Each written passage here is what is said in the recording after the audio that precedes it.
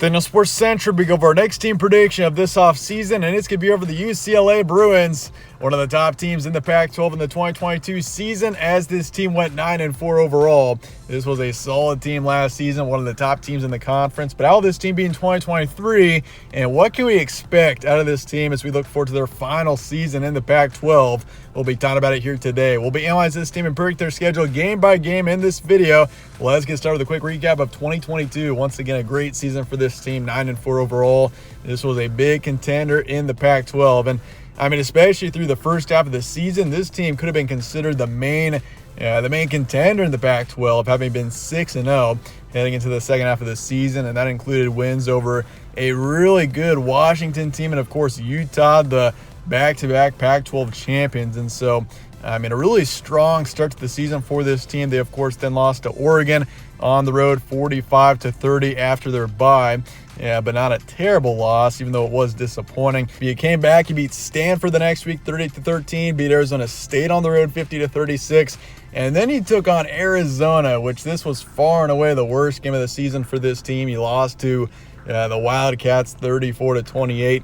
Disappointing loss here. This was the main outlier of the season as far as bad games go.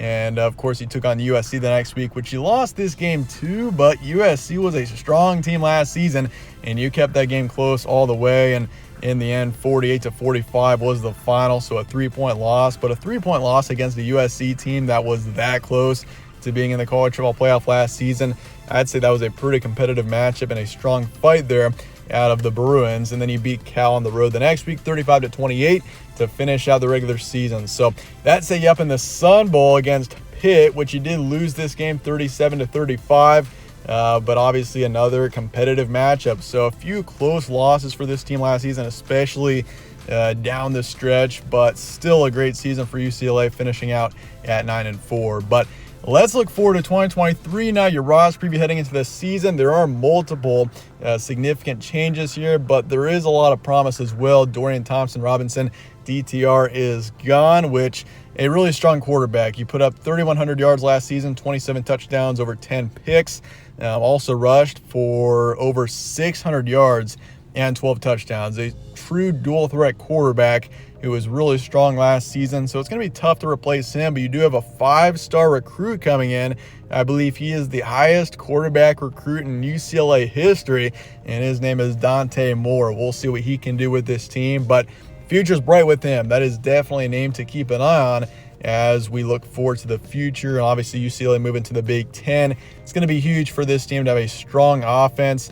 Obviously, the Big Ten, a really strong conference all around. I mean, you got outstanding offenses and a lot of great defenses. So it's going to be different than the Pac-12. That is obvious for UCLA, but having Dante Moore heading into the Big Ten is definitely going to be huge.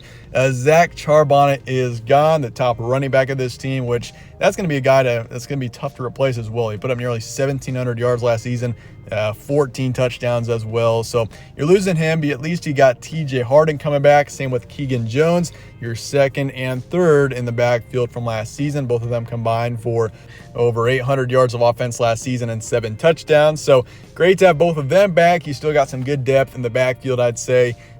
Jake Bobo, of course, is gone, the top wideout. Same with Kazmir Allen. So you lose your top and your second wideouts. That is a bit of a concern as well. There are definitely a few skill players that I'm concerned about leaving.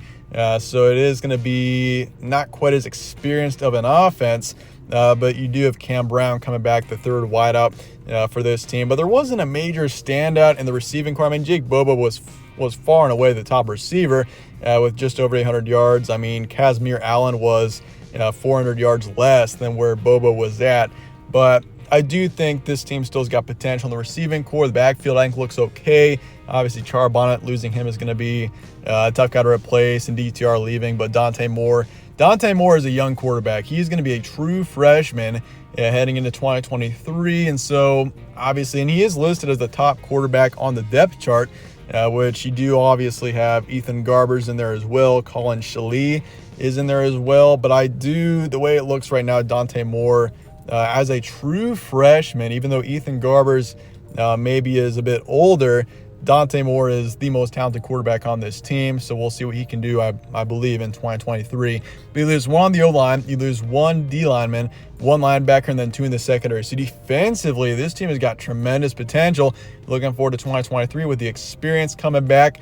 Obviously, offensively, you lose a few key players, but defensively, this team has got a lot of tremendous potential. So it brings up the question, can this team remain a contender in 2023? Obviously, a Pac-12 that last season, you had 6 really strong teams at the top of the Pac-12. And obviously, none of them made the college football playoff because those 6 teams just kind of ate each other alive. But I mean, looking forward to 2023, honestly, I could see a similar situation once again. I think USC is my favorite to win the Pac-12 heading in. They're just going to be an incredible team offensively, and their defense should improve, which was their main problem last season. So, I mean, for UCLA, though, I like this team's position. There are a few key losses offensively that do concern me. This team is going to be younger on offense. I think the future is bright for this team, but 2023, I don't know that this is going to be this team's year to win the Pac-12 in their last season in the conference, but I think the future is bright for this team with the talent that we got. But looking at your transfer portal and recruiting, obviously you mentioned Colin Shalik coming in from Kent State. Carson Steele's coming in from Ball State. We'll see if he has an immediate impact. I'm assuming he's going to be behind Keegan Jones and TJ Harden. Jamichael Sturdivant, receiver, is coming in from Cal. You also bring in Kyle Ford from USC. Expect Sturdivant to have an immediate impact on this team. Maliki Matabo, tight end, is coming in from Oregon. He's expected to be a key player as well. And then you got a couple of key offensive linemen coming in, Kaderi Kunta and then Spencer Holstitch coming in from Old Dominion and Purdue respectively. Both these guys expected to be starters in 2023. And same with Jordan Anderson coming in from Bowling Green. So overall, the transfer portal has been great to this team, really not losing any key players, and you're bringing in a few that definitely could be starters with the Bruins in 2023. Recruiting-wise, 46th in the nation, 9th in the Pac-12. You got 3 4-stars coming in, 10 3-stars.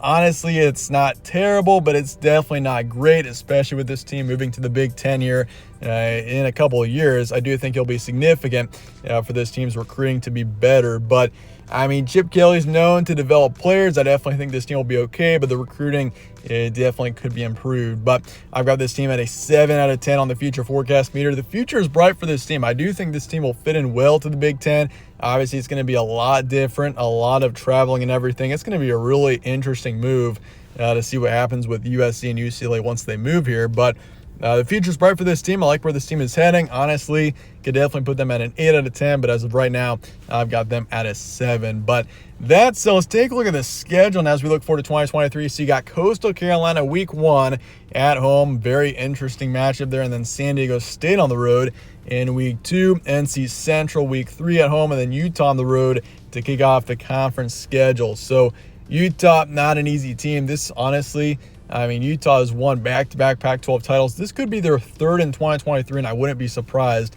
And then you got Washington State at home after your bye, Oregon State on the road, Stanford on the road, Colorado at home, Arizona on the road, and then Arizona State at home, USC on the road, big game there, and then Cal at home to finish out the regular season. So looking at September here, Coastal Carolina, I think you do beat them, but maybe in a close one. Coastal Carolina has been a solid team the past few years since moving up into the FBS.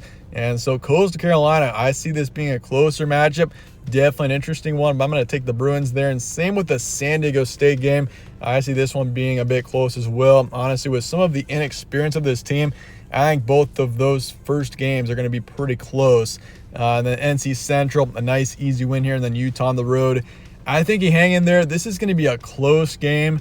Definitely one that could go either way, but I'm going to take the Utes here to get a nice win over UCLA in a close one there on the 23rd. So you're 3-1 heading into October. Honestly, 3-1 record heading into the second month, honestly, I think is a pretty good thing for this team. Once again, considering some of that inexperience. And so you got Washington State. You beat them in a close one. And then Oregon State, this is one that I went back and forth on. I mean, the Beavers were a good team in 2022. They got up to 8 wins, a really solid team in Oregon State. And honestly, they were returning enough players to the point where I could see them being once again, a pretty solid team in 2023. So I'm going to take Oregon State there. They're also at home in that one.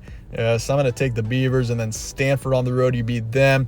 And then Colorado. I think Colorado's still going to be, despite all the hype and everything of Deion, I just think it's still going to be just a huge rebuild for Colorado right now. I don't see them being very good. I think you take care of them, no problem. So you're 6-2 heading into November.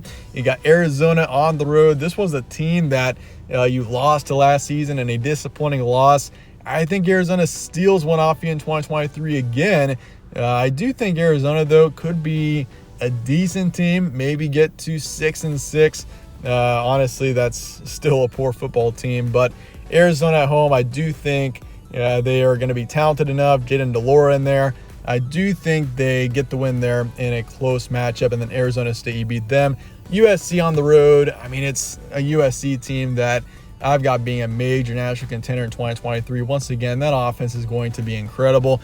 The defense was the issue in 2022, and that defense will be better in 2023. I wouldn't be surprised one bit if they ended up in the playoff. USC, a tough team. You kept them close in 2022. Maybe you do again. Make it a fight, but I do want to take USC there. And then Cal home, you beat them pretty easily, so you finish out the season with an 8-4 record. Overall, this wouldn't be a bad thing at all, I think, for UCLA. And so looking at the range, I do think the ceiling is 10-2. Once again, some of the inexperience, especially on the offense, I do think will come back to bite at times. I think the future is really bright for this team. I think in a couple of years, in year one for UCLA in the Big Ten, I wouldn't be surprised if this team was already a contender, just with some of this team's young talent that they have. There's a lot of potential here with UCLA, and I do think 2023 is going to be a good season for this team, but I just don't know if they can take that next step and be a true national contender quite yet. I do think this is a challenging schedule at multiple points as well. So I'm going to say 10-2 for the ceiling, 6-6 for the floor. I'm pretty comfortable that this team will probably be somewhere between 7 and 9 wins, maybe 10. But I do want to say 8-4 for this team in 2023, which still it would definitely be a good season for this team. But let me know your thoughts in the comments below on the Bruins. How will this team be in 2023? Let me know your record predictions and all that in the comments. But I appreciate you guys watching as always. Stay tuned for more from All Sports Central. Catch you on the next one.